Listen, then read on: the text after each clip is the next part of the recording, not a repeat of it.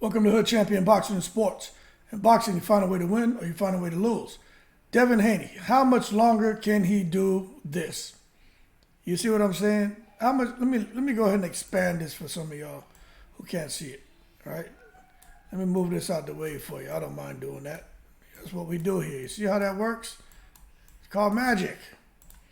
How much longer can he do that?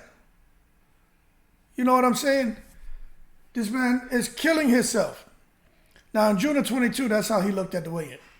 October 22, look at how he's looking. Haggard, drained, malnourished. Now, let's go ahead and get my screen back to how it was looking, right? Show y'all how we do the movie magic over here. Right, so let's get it straight. Do the movie magic. And that's the question. How can he really get himself back to that? It's really unfortunate when you look at Devin Haney and that he's killing himself. Now, don't get me wrong. I got to give him the advantage going here with Lomachenko. But you look at the kind of punches these guys throwing around. These guys are throwing, man. You know, Devin Haney especially, man, 30-plus punches around. You know what I'm saying?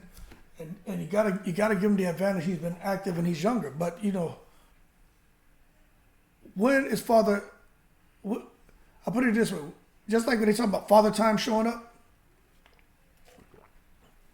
with these fighters, you know, when is the weight loss, the weight cut, the extremely rigorous regimens in training, the depriving yourself of water and everything else, everything that it takes for a fighter to get himself in condition for that moment in time for the weigh-in, because that's all it is, a moment in time.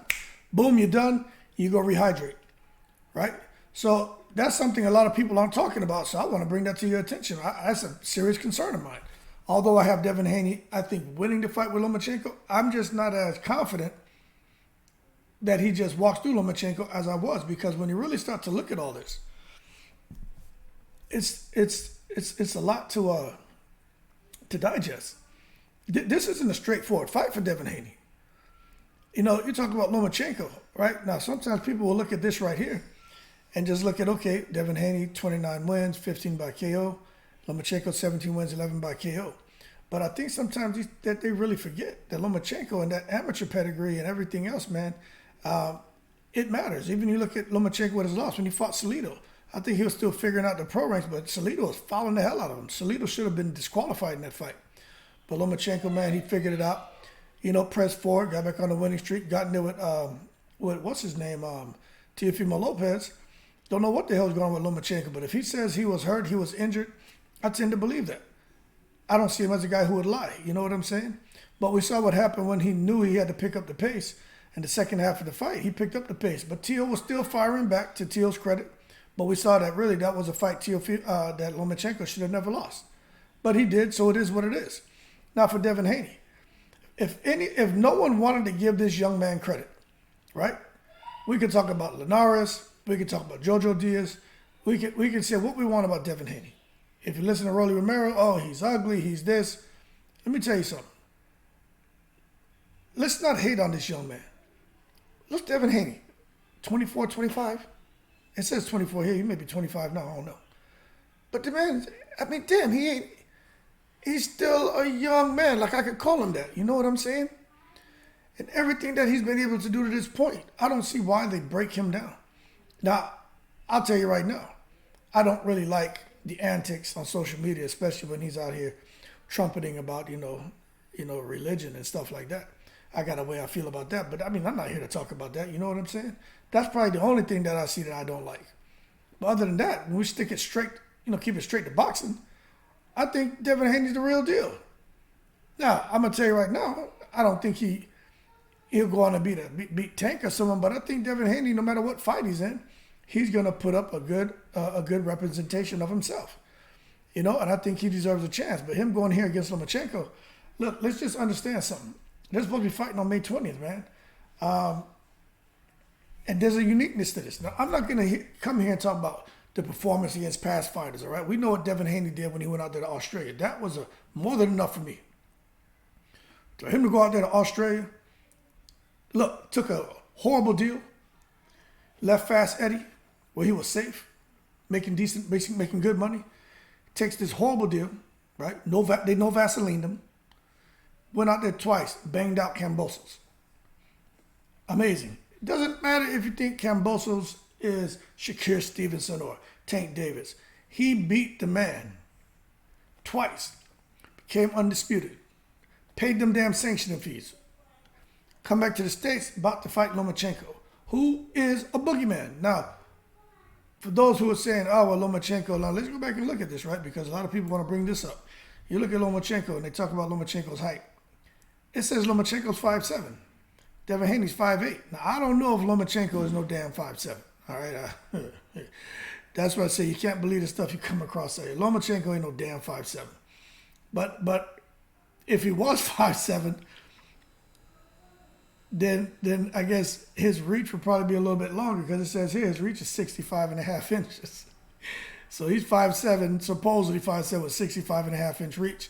Devin Haney's 5'8", an inch more, supposedly, and a 71-inch reach. So you can't sit here and tell me there's a 6-inch difference in reach and a 1-inch difference in height. Lomachenko is really about 5'3" or something like that. But at the end of the day, Lomachenko is a real threat. This man's fighting out of Ukraine. You know everything that's happening in Ukraine? Lomachenko took off, man, to go out there, man, and try to support his country and everything, man, you know. And as a result, he was forced out of the bout with Kambosos. That Russian invasion of Ukraine, man, look, is very hard on a lot of people. But you got to understand this. What is Lomachenko bringing into the ring? And what is Devin Haney bringing into the ring? Devin Haney is still out here like, you know what? I want to prove that I'm the best. Lomachenko is a real dog. So if I beat him, then everyone should, you know, hold me in a high regard, and I should be lauded by everyone. But that's not how it's going to work. But this is what's so quirky about boxing fans. Lomachenko, they're saying, oh, he's an old Lomachenko because he's 35. But they say Terrence Crawford is a prime Terrence Crawford at 35. All right? Let me tell you something. Who's old at 35? Who's young at 35? Let's be fair across the board. If we're going to call one person old, call the other person old. We're going to call one person in their prime at 35, got to call the other person in their prime. All right? That's how it's got to be. That was pointed out by that guy with two-tone, the superstar, whatever. I was laughing when I saw it, because I said, you know what, he's right. Because you hear so many people talk about Terrence Crawford, any fight over 35. Now, I've talked about it in a video, because I said, how can fighters over 35 continue to get better when you see guys who, like a Jarrett Hurd, for the most part, who fizzles out, you know what I mean, before he's 35. And it's like, okay, maybe you got some guys who are just doing things naturally, and that's really the shelf life on a fighter. And guys who are doing things that may not be so natural can go on and keep getting better at age 35, 36, 37, 40 years old. That's all fighters who fall into that category. So when it was pointed out, I thought that was interesting. And I said, that's a good observation. But that being said, what is Devin Haney bringing in the ring? What is Vasyl Lomachenko bringing in the ring? I'm going to tell you what. It's a different type of hunger and passion. You know what I'm saying? And I'm not saying one is better than the other. What I'm saying is they're different. But I would have to say Lomachenko is going to get in there and fight tooth and nail. And he's not going to want to sit here and lose. But everything going on in this country, and fighting for the flag and fighting for the honor and fighting for the people, and that's a different type of passion. And I think Lomachenko is a healthy Lomachenko too. He's back active. I just think this fight's going to be more interesting than what we think. This isn't going to be the Devin Haney jab, jab, right hand clinch show. Jab, jab, right hand clinch for half a second, bump you with the shoulder, bink, bink, then roll out. That's not what this is going to be, right? This could be a situation where we see Devin Haney start seeing numbers and symbols and shit floating around his head, because Lomachenko puts his butt in the matrix. But I got to tell you, I got to side with Devin Haney. I'm just being honest with you. But I think this fight is going to be a lot more competitive than what you guys think. You look at it, man, you got Devin Haney. He's probably the sport's brightest young star at this moment when you think about it, man. And when he takes on a tremendous challenge like a guy like Lomachenko, and people who said was, you know, at a time in this era, like and probably across all generations, he was held as the pound-for-pound best. And if you're going to sit there, man, and hold him as a generation pound-for-pound best fighters, then, you know, you got to go out here and say, look, the fight's probably going to be more than memorable. And I truly believe that. But I tell you what, look, man, this thing about calling Haney an email champion and other people email champions, man, look, let's just go ahead, man, and emphatically shed some light on this fight and go ahead and say, look, 2 one-side beatdowns of Kambosos says a lot about Devin Haney. Even if he was a paper champion, email champ, or whatever you want to call him, it is not the case anymore. And I think Devin Haney's going to bring all of that frustration into the ring, and the fact that they feel Lomachenko avoided him for several years, and they're going to try to prove a point to show why he avoided him. Lomachenko is going to show them, look, no one avoided him. And at this point in time, you guys can look at what happened with me and Kambosos. That was me and Teofimo Lopez. That was a fluke. And what I'm going to do to Devin Haney, that's not going to be a fluke. I'm going to show you the real Lomachenko, why I won 2 gold medals, why I had over 400 wins as an amateur. We're going to show you what time it is. And I'm telling you right now, I'm looking forward to that fight. And I think people should really be paying attention to Devin Haney and this damn weight loss because, keeping him at 135 is not healthy. That being said, man, I'm looking forward to the fight. Supposed to take place on May 20th. I think it's going to be a lot more competitive than what people think. And if Devin Haney is slipping, could lose them belts. If Lomachenko isn't ready for a young, fast, hungry, and I'd even say strong fighter like Devin Haney, Lomachenko could be his butt in trouble too.